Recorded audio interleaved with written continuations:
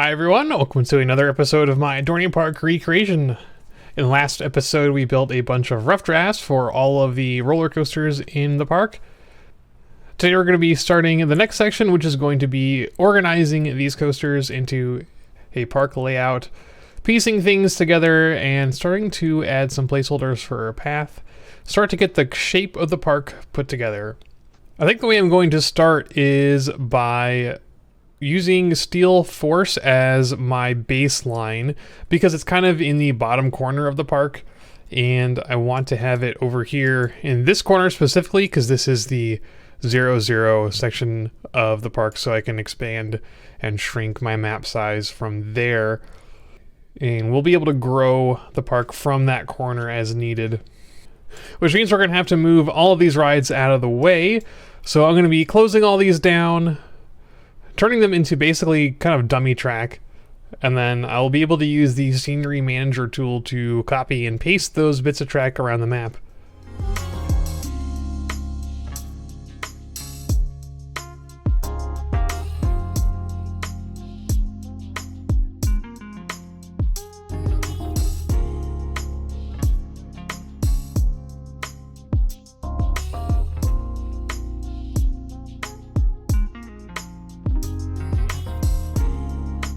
Alright, so about here is where I want the boundary for the park to be. I'm giving myself tons of margin over here around the corner, just in case I need to move things later. I think this is at least like 30 or 40 tiles worth of space, just to be on the safe side, and we'll have a nice margin here for extra decoration as well. So Steel Force is going to run along this line here, and we will start putting things around it. I also colored all the coaster track white just to make it extra clear that this is a draft. None of these are official versions, and it's just a reminder to myself really that I'm going to rebuild these as we mentioned in the last episode. So just so there's no confusion as to exactly what's going on, hopefully. So let's see if we can make Thunderhawk fit in here close by. Now I already don't like the way that these things line up together because the lift hill and the first couple drops of Thunderhawk are supposed to be pretty close to Steel Force's lift hill, and the way I've tweaked the station to kind of fit underneath it is not ideal.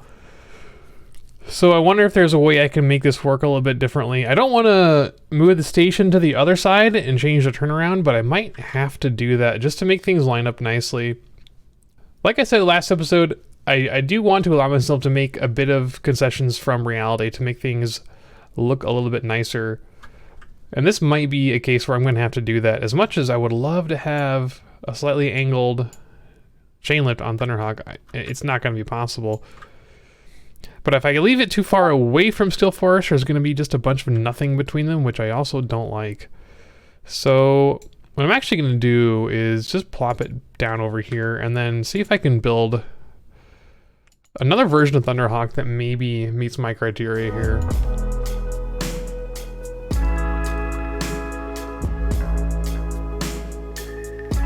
So you can see here that if we did try to make the chain lift diagonal, it would take up way too much room. It goes way out of line from where it really needs to be. So I don't really like that option. I think I'm gonna have to go ahead and make it make the turnaround here go the other direction, which I really don't like, but that might be what we have to do just to make things work out, which not a fan of. Might make things easier in the long run though. Not totally sure where we're going to be putting the queue in this case. Normally the queue for Thunderhawk is in the white space between Steel Force and the station, which now we don't have anymore because there's a chain lift in the way. So I guess we could have the queue be in between the station and the chain lift here, which in theory could work. There's enough vertical space.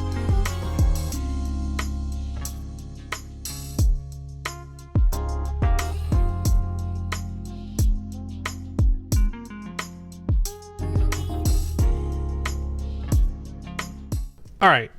Again, these are drafts, so I guess I can change this later if I really need to. But I think this is going to do pretty nicely for the positioning of Thunderhawk versus Steel Force. In real life, they come pretty close over here where Steel Force's chain lift starts, and I think this matches up to the map pretty nicely. We still have enough room between them for all of our main pathways, I'm pretty sure. So let's kind of sketch these in with some yellow grid. The station and transfer track and queue for Steel Force is actually on the diagonal quite a bit. I'm not going to do that here, I don't think, just for ease of building. Make things a little bit more RCT friendly. The main entrance for Steel Force does go under the final bit of track here. So the queue line can be in this little turnaround area, and that should work out just fine. And we've also got a flat right over here, Revolution. I'm not sure how I'm going to build that one yet. That's going to be interesting, but I think that's going to go about there. A lot of green space in this area too, which is nice because it helps to make this area a little bit more friendly for recreation. A lot more margin of error. All right, next up, let's see if we can fit Demon Drop in here because it's also nestled in pretty close to Steel Force. Demon Drop is a little trickier. It's a little bit tilted on the diagonal here, so it's going to be a little bit trickier to fit in some things. I might have put it a little bit too far away from Steel Force, but that's fine. There's, again, similar to Thunderhawk, there's lots of just trees and some maintenance buildings around here that we can move around. One thing that I like about Dorney Park, and the reason I said in last episode that I think it makes for a good RCT park, is that most of the rides and paths are aligned pretty much straight up and down. If you were to look at an aerial view and draw a line where all the chain lifts or all the coasters are, they're pretty much all pointed in exactly the same direction. So in theory, that should make it a little bit easier to kind of put things where they need to be, and there's not a lot of stuff on diagonals, which makes things complicated. We are going to need a bit more room here for the log flume and Hydra. I didn't do any sketching of the log flume last time because I said I was not going to worry too much about it because we can shove it in wherever we want later. Where we are starting to see already how I mentioned the helix on Steel Force is way too close to everything else because we definitely don't have enough room for where Hydra is supposed to go in here. And also have the log flume where it needs to go as well. I'm not going to sketch out the log flume just yet though. Let's see if we can fit Hydra in. We're probably going to have to do some more tweaking on Steel Force though to make this all work. Because we have Demon Drop and then we have Thunder Creek Mountain, the name of the log flume, and then we have a Hydra kind of next to it. Now hopefully if I just slap this down here, we'll still have enough room for everything. Let's say about here. So the log flume is going to actually intersect Hydra a little bit. At least it does in real life, and I would like to have it match up here as well. It goes underneath the chain lift of Hydra and also underneath the track that goes under the chain lift. I'm gonna need to tweak that later. One thing I also haven't talked about at all yet is elevation. There's actually quite a lot of elevation changes with this park, especially compared to Cedar Point, which is extremely flat. There's actually quite a significant hill drop off in Dorney Park as you get closer to this section that we're working on here, because there is a big lake area, big body of water over by Steel Force's turnaround. And the log flume is actually integrated pretty well into this hill, and he uses it for its lift and drop. So there's not a whole lot of actual supports in the log flume because it's built right into this hill. So I haven't messed at all with elevation yet, but we're going to need to make sure we bake that in here as we go forward. Fortunately, since, as I said, these are drafts, we're going to be able to move them up or down as necessary, and I'm going to be rebuilding all of these regardless, so it doesn't really matter if they're not in exactly the right elevation. But for right now, we're just trying to get the spatial placements in the horizontal plane here, and we can worry about verticality a little bit later. I'm pretty sure I've given myself enough room for a log flume entrance over here between Demon Drop and Hydra. We probably need even less space than this. And in fact, just to make it extra clear, I'm going to delete some of the... I'm going to delete the turnaround for Steel Force and see if we can do a little bit of a sketch of this log flume. Said I wasn't going to, but now I think I kind of need to, looking at it here. Hopefully I can get a pretty good idea of it from Google Maps. I didn't ride the log flume when I was there, so I don't really have a good idea. of the ride experience, but you can get a pretty good view of it from Google Maps, so shouldn't be terrible to get a rough sketch of it in. I'm going to keep it flat as well. Like I said, it's going to be baked into the terrain here after we do some elevation work.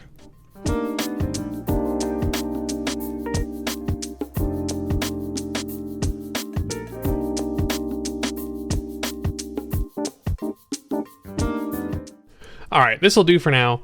This looks like a pretty simple layout, but it's going to look a bit more complex later on when we add the elevation. And I'm going to be adding some wider turns here as well, I'm sure, just to make it look a little bit more organic and not quite so on the grid. It's going to be interesting building it into this hill as well, because the lift is not super steep, and neither is the drop. And so building them under that hill is going to be interesting, but that's all right. That is a challenge for another day. So the turnaround for Steel Force, it goes almost all the way out to Hydra's turnaround at the very end here. If you look at them on the map, they almost touch, like here.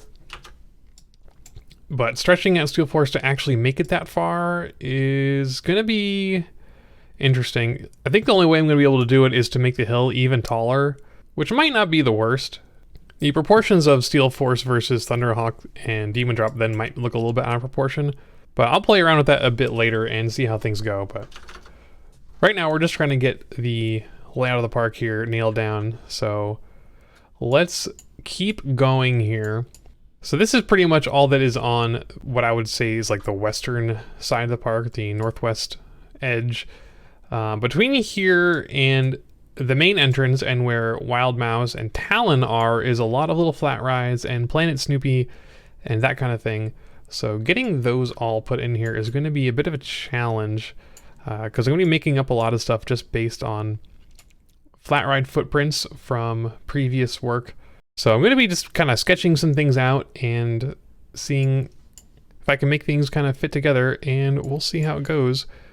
Actually, now that I look at it, it might be easier to continue on from where Thunderhawk is, because there's Possessed is over here as well, and there's also a car ride called Road Rally that goes right up towards Thunderhawk, and it might be a good idea to sketch that into just so I have that there.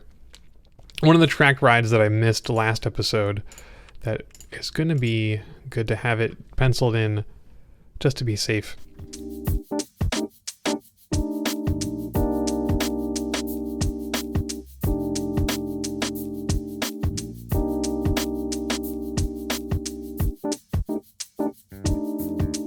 All right, here's kind of our sketch for Road Rally. It's actually a really simple layout. Just a little figure eight here that kind of is nestled into Thunderhawk's turnaround. A lot of negative space here between my Road Rally and Thunderhawk, actually. There's not a lot of Midway here in real life. It's mostly just the queue area for Thunderhawk here. So I don't want to have this big empty space here, so I think what I'm going to do is tweak this layout so it is a little bit closer to Thunderhawk. I don't want to risk having the layout not be super straight, especially because Possessed needs to run along the same axis here. We're starting to get to the point where things are starting to deviate a bit too much from real life, I want to say. But that's all because Thunderhawk has that stupid diagonal lift that's keep throwing me off. Well, all right, let's ignore it for now. I do want to pencil in while we're in here, Cedar Creek.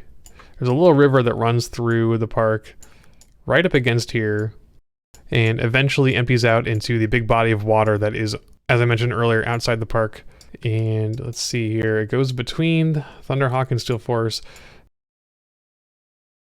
and then goes right under Steel Force's mid-course into a big body of water over here. So that is where that's going to be.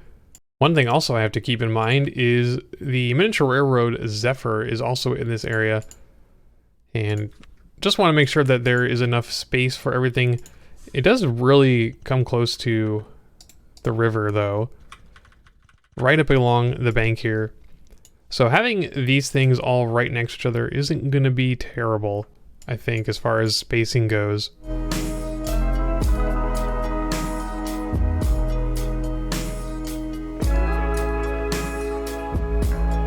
All right, a little bit of tweaking here just to kind of make things even more compact. On the other side of the river here, we've got some buildings here. The Possessed gift shop and the Possessed Midway is in this section.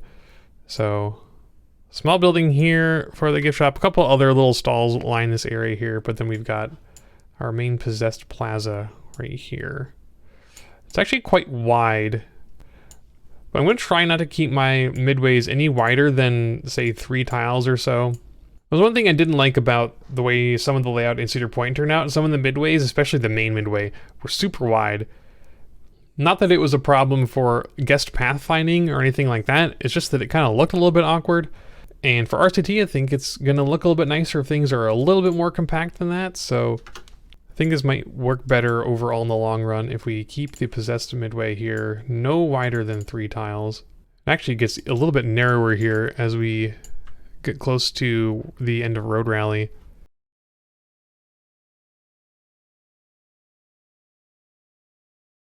Alright, I think that's going to about do for where Possessed is going to go. The path doesn't actually go any further out than that. This should give us plenty of room for a queue in front of Possessed here, and our exit path outwards, and a couple other places for little shops and decorations and things like that should be able to fit in there quite nicely.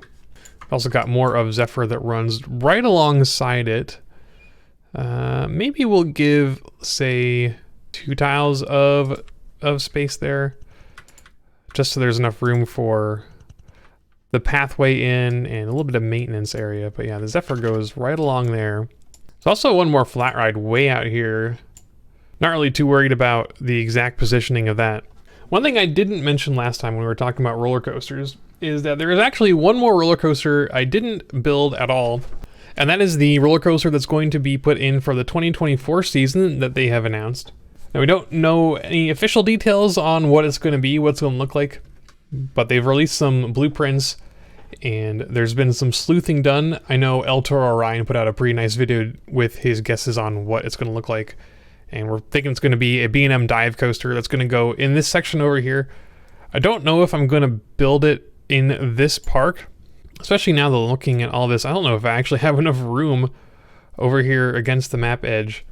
Although I could, considering that we have a guess on what the layout is going to look like. So I could put it in here. If I did do that, I would want to kind of scoot everything a little bit further away than I already did, which is going to be a pain. But that's why we're doing things with just rough drafts. So now that I'm thinking about it and talking out loud, I think that is what I'm going to do. I'm going to shift everything up a bit, maybe another 20 tiles or so, so that if I do want to build that dive coaster here in the future, I'm going to have enough room.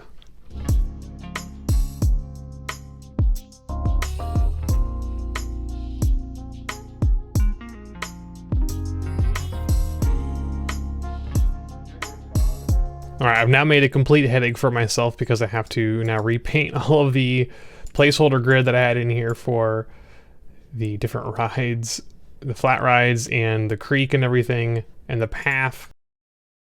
But this is why you do this stuff as early as possible, so there's as little headache getting this stuff done. So if I wanted to change my mind later, this would have been a lot more difficult.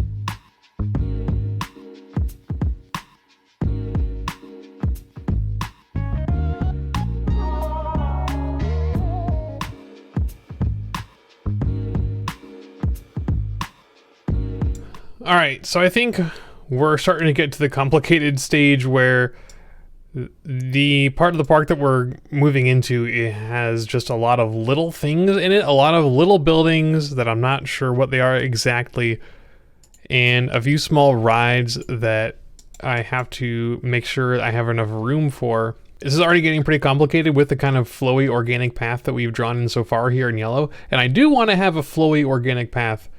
Just making sure that there's enough room for everything I need is really just hard when you're looking at Google Maps and making sure that everything you need is in here. So it's just a matter of painting in more roads and hoping for the best.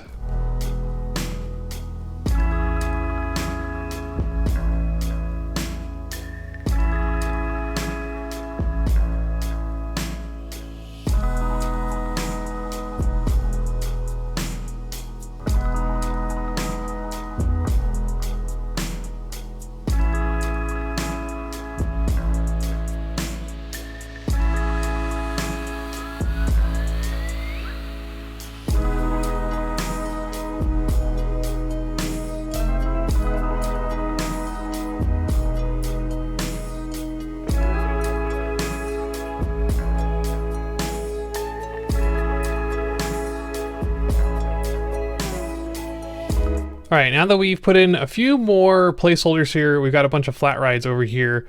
The Whip, Dominator, Apollo, Music Express, Tilt-A-Whirl, all kind of nestled in here with a bunch of path going around them.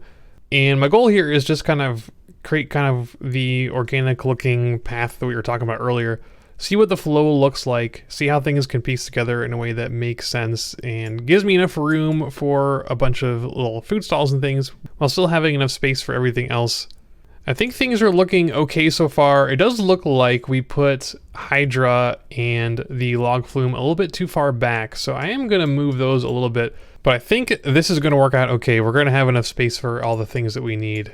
I should be penciling in some building placeholders here as well, but there's just so many of them. It's kind of hard to pinpoint which ones are important and get the right shapes down for those. So I think the green space that I've left in here should do. At least that's my hope for now. Yeah, it is unfortunate that there's not quite the right space here for putting a log flume in where it needs to go, but again, I'm not going to worry about it too much. I can kind of fake it later. I do want to move Hydra though, because it is a little bit too far away, like I said, and I think there's a better place for it, a few tiles closer to everything else. So let's go ahead and get that done.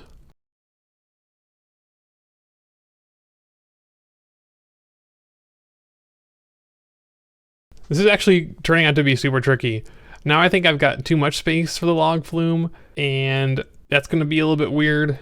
Not sure if I've got enough room for Planet Snoopy. I think I might hold off on putting the log flume back, and I might even remove Hydra for now in favor of seeing where the Planet Snoopy area is going to go, because that is another one that's going to be pretty complicated because of a lot of small rides and one larger than it should be roller coaster.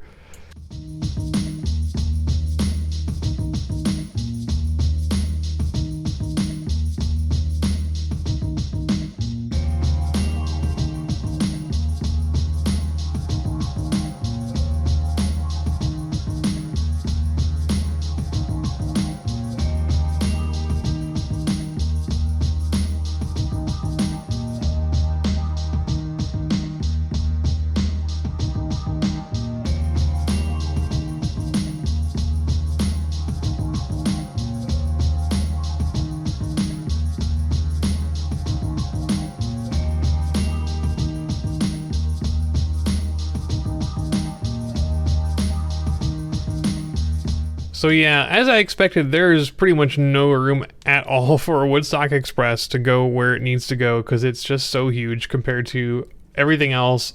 All the other little flat rides take up a footprint of like 3x3, 4x4, compared to the versions of Planet Snoopy I've done in Zero Point.